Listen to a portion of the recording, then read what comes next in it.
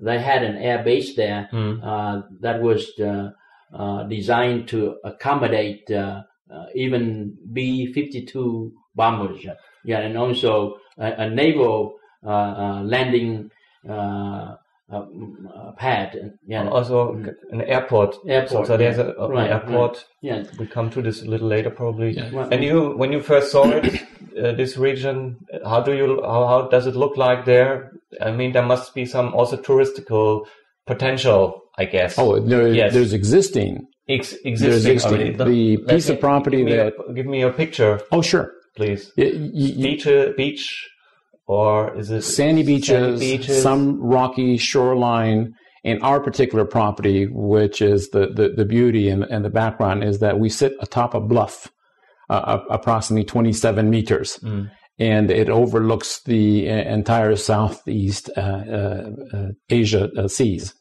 And you can't describe a more beautiful piece of property, but important to us. Like I said, we started with the type of people that are desiring to live in this kind of community, was that the infrastructure, in this case, an international grade airport that is less than 10 minutes away from our property, and that will become international in the year 2015, but the infrastructure is already there. The runways to handle the larger airplanes, the deep water port to handle tourist ships coming in or supply ships coming in is already in place. The railroad that connects the north to the south goes right by our property. And Vietnam's newest, or actually the first freeway, or Autobahn, I guess you would call it, is construction for that has just begun. In fact, it's begun by connecting a bridge from Hoi An, which is an ancient town. It's a UNESCO site. Actually, they have 2 UNESCO sites to the south part of Hoi An. So all of this important infrastructure that must be in place in order for a master plan community to be successful is already in existence. This very interesting that emerging countries, like I said about Vietnam, that these people are sitting there just seeking help and reaching out, saying, "We have this, but we don't have the ability to, from an international point of view, how to be able to develop." And that's how we struck this special relationship with the leadership of Vietnam.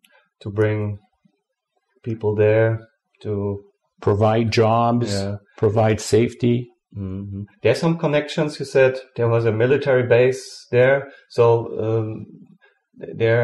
what kind of tourists or what nations do you address with your visitors? What kind of nations will be visitors? What a wonderful question. Prior to the collapse of 2008, the average tourist growth rate in central Vietnam was 17.4% average for the previous 5 years. Now, in this last year, is dipped to about 12%, but it's still very, very strong. The tourists mainly come from Europe, US, and around 85% will come from the Asia-Pacific rim. They come, including, I don't want to leave the Russians out, but including the Russians also visit Vietnam because of previous relationships. But it is exciting. They come primarily for the beaches, the beauty of the beaches, sometimes to play golf, but also to visit sites like the UNESCO sites, which is a Cham village. People will come for backpacking trips. People will come for skin diving, scuba diving type of activity. At the ranch, I predict that the ranch itself will become a tourist destination site because of how we plan. And in fact, if I may, just for a second, this is the latest development at Philand Ranch. We were selected. In fact, this is such fresh information. We were selected last week by MGM Entertainment. That's the big entertainment company that's made all the films and that has the hospitality of the casinos in Las Vegas and so forth and so on. But we were selected by their entertainment committee or department to put in the first theme park at Philand Ranch. Now, it goes along with the theme park and with the shopping arcade. And we were selected number one in Vietnam over the North and the South properties. Again, to us, what a wonderful opportunity, because we were basically handed over a clean slate. It was like give a canvas to an artist. And we were able to design with our team of people. And to date, there's been 270 participants that have joined in as a team to bring Philand Ranch or where it is today. Okay, so we have discussed a little about the industry, what industry you would say you're in. I suggest to cover a little more about the company itself, Philand Ranch. You have a holding structure. Yeah, let me explain. If you can explain the holding structure, please. Philand Ranch itself is a UK company. It's a company registered and existing under the law of England and Wales. It's the parent company of Philand Corporation, a U.S. corporation that was initially set up to invest into the project in Vietnam. And inside Vietnam, we have a company called Philand Vietnam Limited, which is the operating component inside the country. The licenses, the permits are granted to Philand Vietnam Limited. Philand Vietnam belongs to Philand Ranch Limited because Philand Ranch Limited right now is the ultimate parent of the operating company.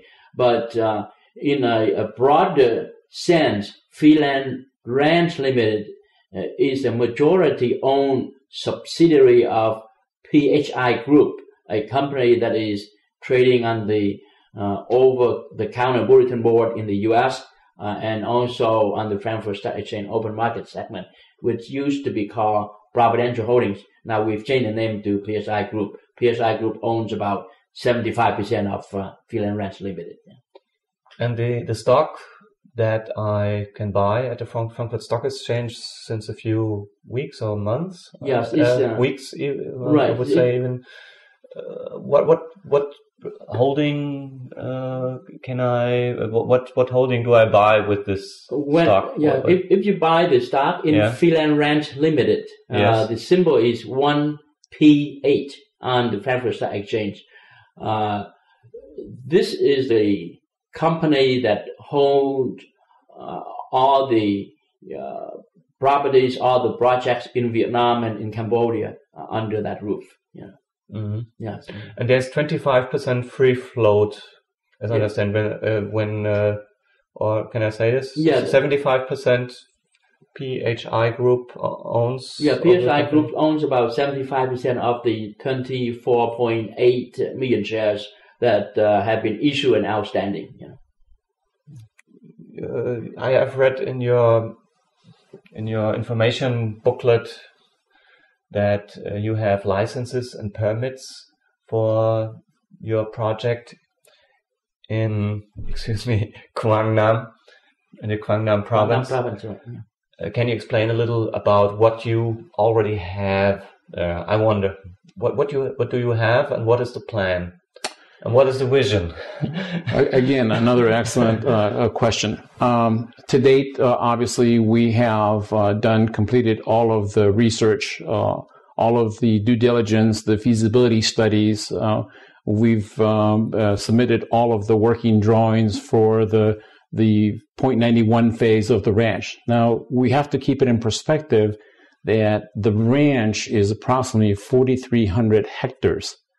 And that the ranch part, the 0.91 part of the ranch is 43 hectares. So it's the starting point that sets the tone for the ranch. And the tone at 0.91 is that we have 6 different communities. We have a commercial, international commercial site as well as a local commercial site.